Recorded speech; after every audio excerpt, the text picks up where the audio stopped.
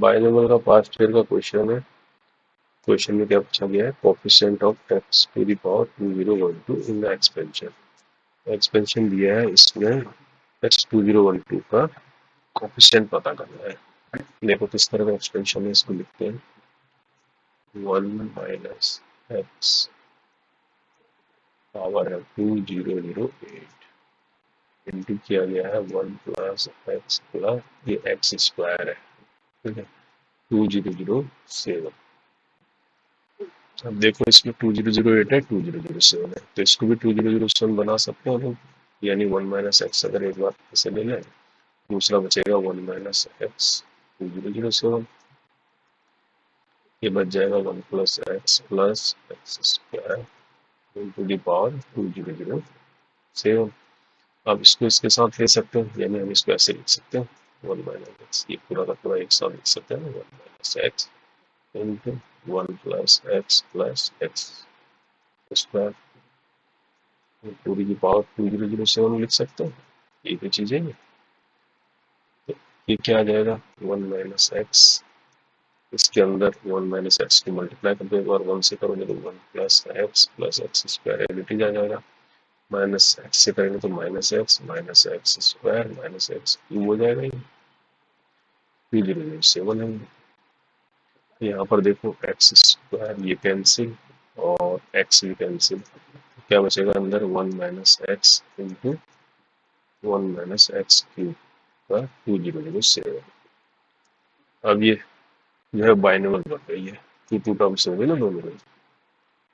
अब इसमें एक्स 2012 का कोफिशिएंट निकालना है, तो इसको देखो ओपन करते हैं यार, इसको तो एज इट इज रख लेते हैं, इसको अगर बाइनोमियल से ओपन करते हैं तो किस तरह का आता है ना 2007 आएगा, सी नॉट आएगा नीचे, है ना फर्स्ट टर्म आती है ना ये, फिर सेकेंड टर्म क्या आ जाएगी माइनस में आएगी 2007 सी नॉट एक्स क्यूब आ जाएगा, ये फर्स्ट टर्म है ना, फिर प्लस वाली आएगी 2007, सॉरी ये C1 है,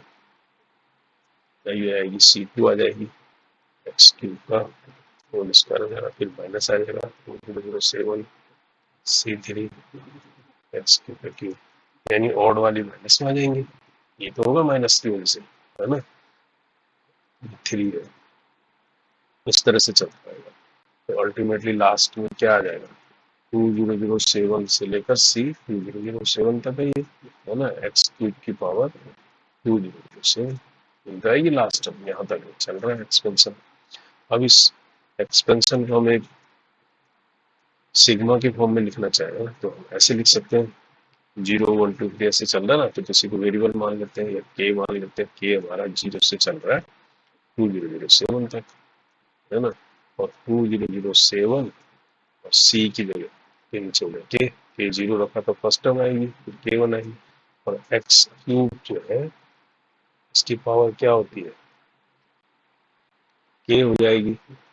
तो के 0 रखेंगे तो फर्स्ट टर्म आएगी, के 1 रखेंगे सेकेंड टर्म, लेकिन साथ में प्लस माइनस अल्टरनेट है, हमें नहीं पता, ये डिपेंड करेगा इस पर,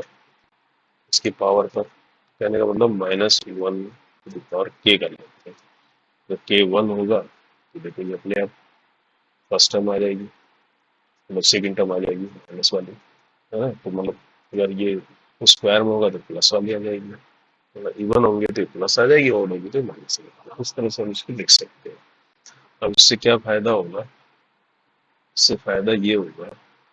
कि अब इस 1 माइनस एक्स बाहर से मल्टीप्लाई हो रहा है, कायदे से पूरे कायदे से ये ऐसा है, ठीक है, देखो 1 माइनस एक्स ये ऐसा है, ये पूरी एक, इसको मैंने लिखा है ना। अब ये इसके साथ अगर मैं मल्टीप्लाई करूंगा तो एक बार 1 से साथ मल्टीप्लाई हो तो ये एच जाएगा, यानी कहने का मतलब ये इस तरह से आएगा के 2007 सी के, है ना -1, इसको आगे लिख लेते हैं जनरली, ये x3 के हो जाएगा, ये तो ये फिर माइनस आ रहा है, ये एक्स एक्स यहाँ मल्टीप्लाई होगी तो के 2007 सी के -1 और के और एक्स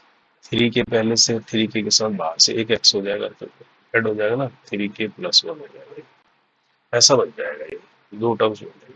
अब हमें किसका कोफिशिएंट चाहिए, 2012 का कोफिशिएंट चाहिए, हमें चाहिए कोफिशिएंट 2012, इसका कोफिशिएंट चाहिए। अब इसका कोफिशिएंट के लिए क्या होना चाहिए, 3 के 2012 होगा तो यहाँ से आ जाएगा, यहाँ 3k + 1 2012 होगा तो इसका कोफिशिएंट निकल आएगा प्यार। तो कहने का मतलब फर्स्ट पार्ट से देखेंगे तो 3k किसके बराबर है, 2012 के, और k किसके बराबर आएगा, 2012/3। अब यहाँ से ये देखोगे 3 से ये कभी होल नंबर आएगा ही नहीं है ना, लेकिन हमें तो ये होल नंबर चाहिए क्योंकि तभी तो टर्म्स आएगी कोई ना कोई। तो कहने का मतलब k की वैल्यू आप इसको डिवाइड भी करेंगे, ये 3 6 18, 3 7 21, तो 2 आपका रिमाइंडर बच रहा है। तो ये कभी भी फुल नंबर नहीं आएगा। तो कहने का मतलब इसमें इस वाली टर्म में, पहले वाले में x2012 वाली टर्म है ही नहीं, है ना, नो कोफिशिएंट, तो टर्म ही नहीं होगी, नो टर्म, 2012 वाली नो टर्म है इसमें फर्स्ट पार्ट। और सेकंड में देखोगे, सेकंड में 3k + 1 को अगर मैं कितना रखता हूँ 2012, तो यहाँ से 3k आ जाएगा 2011, तो यहाँ भी देखो यही कहानी है, 2011 को 3 से ये भी होल नंबर नहीं आएगा, है ना। तो k की वैल्यू